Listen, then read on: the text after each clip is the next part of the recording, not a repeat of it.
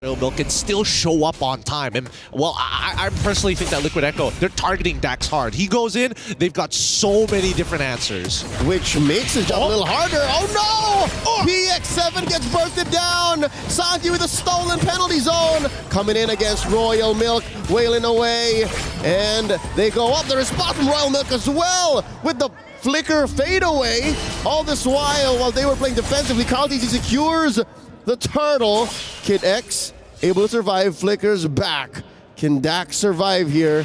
Can Dax get away? He has to give up his small camp. Nope, still fighting for it. And Royal Milk, wow, knocks out Sanford. I think Sanford's a little upset there. He's like, man, well, I mean, that body of the Smith is tougher than usual, but Kartizi should be able to find it. Yep, push him away. Wait. What?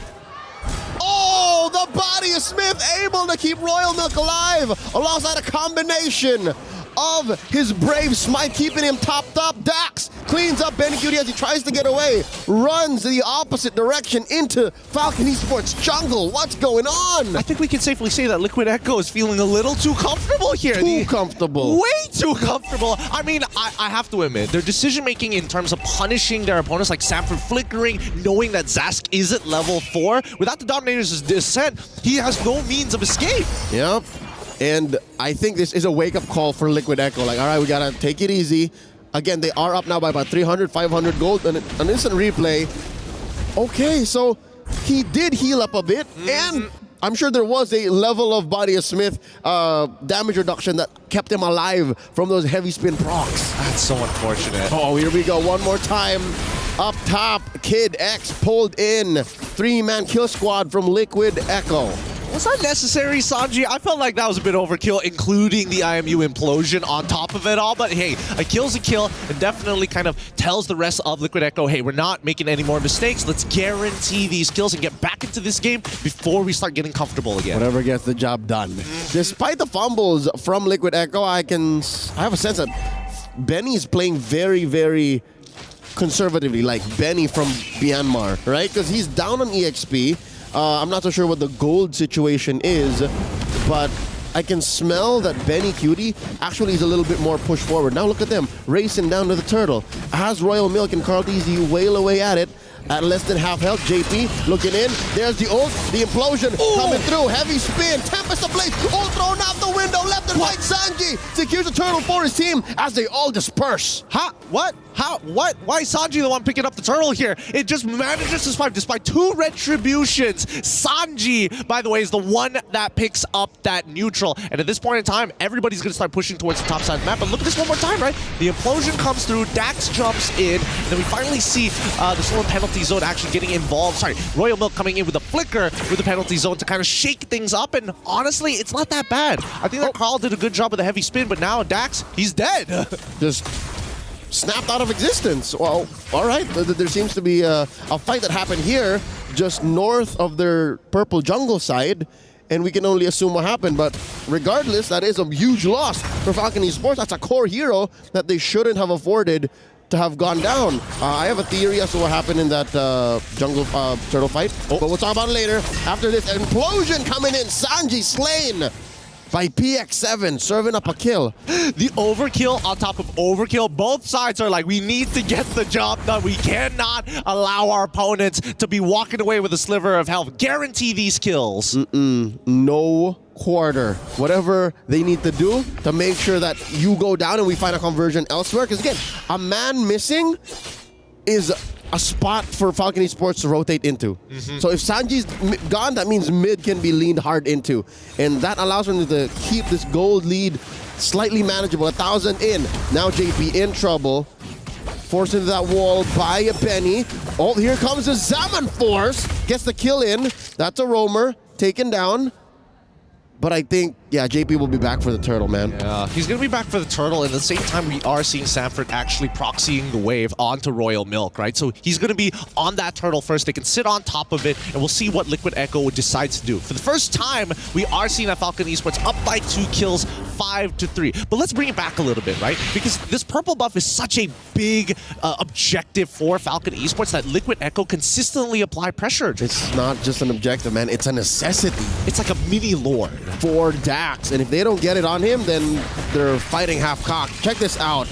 The ult already spent in by PX7. Sanford checking the flank, making sure nothing comes out. Implosion coming in from Kid X. Royal Milk scores the kill on to Sanji. Now JP, Benny, and Carl walking away. Heavy spin. Oh, they're forced to be on the defense now as Sanford attempts to burst down Dax. Kid X puts up a barrier, checking on JP. Sanford coming back to the scene. Dax scores the last turtle for his team. Flicker out by Stanford. Suddenly, Falcon Esports are alive. Oh, all right. They're coming back, right? They finally dealt with the tilt. They're realizing, hey, this is our moment right now. If we succumb to pressure, then what does that say about us? Let's show Liquid Echo what we're all about. As we look at this replay here, look at this. Kid X gets 3 people with a flicker implosion, catching 3 of the most important members that could disrupt the combo to begin with. Most importantly, they're still targeting Sanji. And Sanji is not all the better for it. He's actually down about 200, 300 gold from PX7, who himself hasn't really been having a cakewalk of a time in mid, right? PX7 has been working hard to make this off-meta hero a thing. And Carl Tizzy walks into that bush, gets pushed in, gets knocked up. PX7 looking for the free hits. Carl Tizzy forced to use a heavy spin defensively. Oh. He gets taken down by the alien dominator coming in from the galaxies. And now JP down to 5th of his health. Revenge strike by Royal Milk. Not enough damage to force a kill on the JP. And they send the cavalry packing.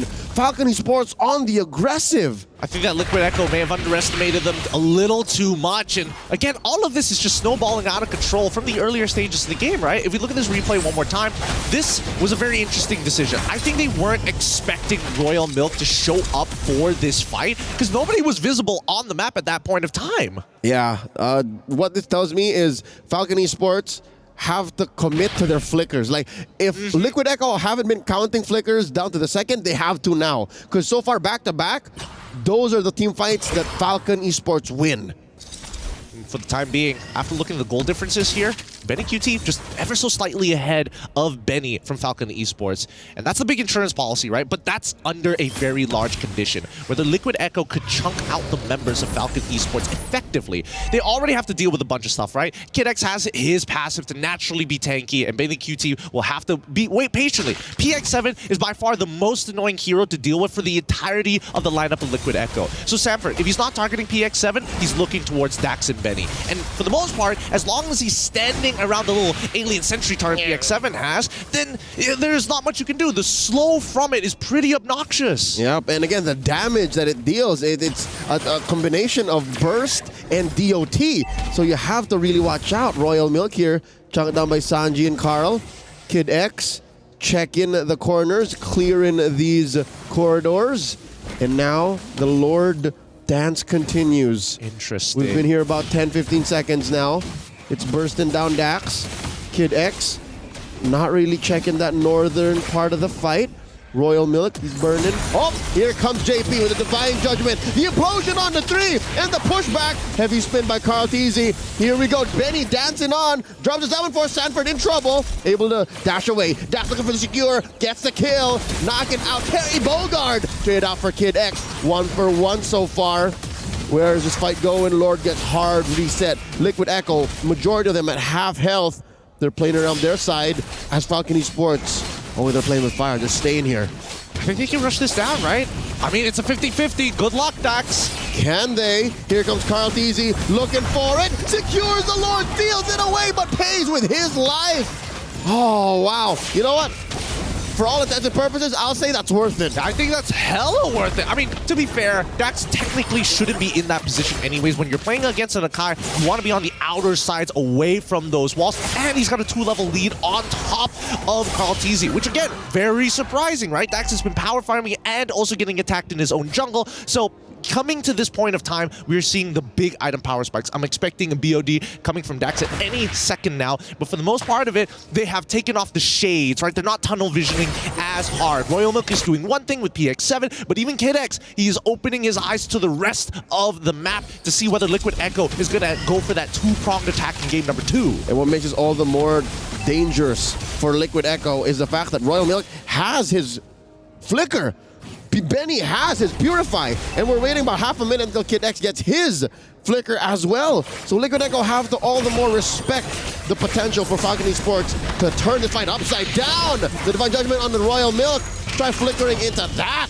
Liquid Echo says, as they force an ult out of PX7. This is a tough response from Falcon Esports. Sanji coming in with a stolen implosion. Underneath, he gets punished by the turret. PX7 gets a kill. Sanford knocked out as well. Dax picks up his BOD. Now he's gonna hurt a little bit more. The conceal from Kid X. Spot Kaltizi. Where you going? There's enough damage here. Looking for it. One more hit. Oh, the killing spree for Dax. Falcon Esports are online. Liquid Echo is overheating. That was such a cool play, but between the Dominator's Descent, you basically you put him between two turrets, the tier 1 and the ult coming in from PX7. And as much as JP was absorbing a little bit of the damage, they quickly turned it around. Like, great engage from Sanji's side, but was this the correct decision to make? I don't think so. I think that Liquid Echo was just being overly confident that Betty QT could clean things up as long as they are low, but they can't even get that done. I think this is coming off the back of that trade from Carl Teasy. The Lord for Carl Teasy trade is at the same level of that level of aggression underneath tier 1. They did not respect Falcon Esports' potential for a clapback, a massive clapback, and a cheap clapback at that. It cost him just but Benny's Purify. All the flickers are online. Yep, I think it's by far very worth it. This allows Falcon Esports to actually have a lot of tempo on Liquid Echo. In this upcoming next fight, they're expecting that JP is going to try and make a flicker play, but they have to really consider their options, right? Who walks out first? And I think it's always got to be Royal Milk. He is the most expendable because Kid X's ultimate on that implosion is so very important here. And if he goes down too soon into that fight, then you're hoping for a lot of Royal Milk in like 1v3 and hold off while the front line gets melted away by Daxon as well as Benny. Which is a bit of an oxymoron, a paradox, if you will, because if you want to burst down Royal Milk, you got to go all in. He has that passive. It's not like Royal Milk on the Terizla is a softie. So that gives Liquid Echo a lot to deal with. For the first time in this best of 5, they're down on kills, down on objectives, down on economy. So this Lord, I'm guessing Carl Teasy can't just willingly throw his body at it again. Not the way that the past Lord has gone, the past couple of Lords have gone. Well, I hope Dax has learned his lesson here, right? Don't stand too close to the wall. Especially don't be inside of the pit. I think even from the previous patch, the traditional Akai versus Frederick matchup, that's the one thing you have to worry about. Now, ooh, okay, Bloodwings coming in from Benny. That's going to keep him alive for this upcoming fight. Nobody has been really able to close the distance on Benny so far, as long as they are playing in a traditional front to back. Yep, check out this delayed entry by Benny Cutie, keeping himself scarce. I don't think Falcon Esports know that he's there. Here's the dance, a slight pull. Lord here at a third of its health. Royal Milk down to half. Oh no, are we approaching the point of no return? We might even get a full-on reset here. That's it. I mean, this does favor Liquid Echo. This allows for them to reset their positioning, and allows for them to do a little bit of wave management, given that Falcon Esports pushed in mid, get a chunk of that mid tier 2. Rather interesting. It looks like Falcon Esports now kind of probing at Liquid Echo is like, come on. Come on, Royal Milk is like, he's half HP. He's walking up even further. He's taking the true damage from Lord as well. Yeah. That's what you want, right? So just jump on in. And even then, FCon, they are smart. Dax, now with that purple buff, makes all the difference in this fight. They can deal with this and juggle it for as long as they want, and they might even get a split push in while they're at it. Yep, their waves are a little stronger, better positioned this time around. Whoa. And we see here Sanford cleaning up. Kid X spot in the back line. Here comes the Lord, secured by Carl Teasy. Penalty zone by Royal Milk, unable to punish Carl Teasy as he exits with the heavy spin, gets caught up by the implosion. A Tempest of Blades in as well. A lot of ults thrown in to punish Carl Teasy. And now, the ult from PX7 moving through. Benny Cutie, check out this angle. Coming in, jumping from the south. Ooh. Collapsing, intercepting. Benny with his Zaman Force, displaced. Liquid Echo don't want to dance here, don't want to fight here. As JP and Sanji fight him through. JP gets his immortality popped in. And he's gonna go down here unless they keep going. The shutdown by Benny Cutie. But he gets taken down in trade, right? They both go down with the Luminous Lord starting to walk on out of here. Falcon Esports, they don't want to start losing turrets for free at this point of time, but they need to start clapping back. Let Dax do his own thing. The rest of us, we got to take this tier 2. We've got some housekeeping. That's a super expensive comeback from Liquid Echo. Sure, they scored the Lord. Sure, they got a couple kills on the way out. But they paid the price, man. Look, the map became blue because of what they just did, or because of what Falcon Esports did to respond to their short-term comeback. I think they understand that if they let that lore to start to push out the way that it did and Falcon Esports start walking up, they're going to be able to start stealing away the economy here, right? They can start stealing jungle camps, for an example. And I think that Liquid Echo wants to minimize that damage by trading proactively against Falcon Esports to keep them on their toes. But let's look at the gold distributions here, because overall, we are seeing that both gold laners are basically getting to their full build. I think at this point, 45 to 50,000. Okay, so that means Benny has extra surplus money for item swapping. Benny doesn't have that benefit just yet. But I don't think Benny Cutie needs it. Looking at the way he's built right now, he just needs a better entry into a fight. Earlier on, he went in where Falcon Esports were clumped up, only half of them at half health. So he's not making the most of the Sky Piercer, not making the most of the Blade of Despair. And I don't know where Liquid Echo can find that angle, because they have to set it up the hard way. Carl TZ is putting the objectives on his back. Like, he's throwing his life and body at these things and is willing to die. So that's one member of yours. There's no other peel. There's no other real way to fight front to back against Falcon Esports, who can basically draw a straight line through you. Exactly. And I think that Carl TZ is going to be the big player here who needs to kind of disrupt that positioning, right? But what's the most ideal? You're going to have Royal Milk kind of isolated by himself, maybe even Kid X, right? But at the same time, I think the most opportune moment probably will be having a fight by the pit or in lane. Once you start getting to those choke points in the jungle, as much as Carl TZ is like, maybe I can get like a 3-man like lockdown, I think that is more beneficial for Falcon Esports now that you're in tight corners. Yeah, I'd reckon maybe fight where there's no objective. Fight when it's actually just heroes. Because the fact that Carl TZ has to think about his opponents and the major objective makes it a tougher call for Liquid Echo, because they also have to perfect the art of the turn. Now Carl TZ here, sandwiched by 3, PX7, Kid X, and Benny. I wonder if he knows he might just be baiting this out. Royal Mick responds. Look at the back line. Royal Mick catches 3. JP taken down. PX7 secures the kill. In comes Dax with the delayed response. The implosion giving Benny Cutie a kill.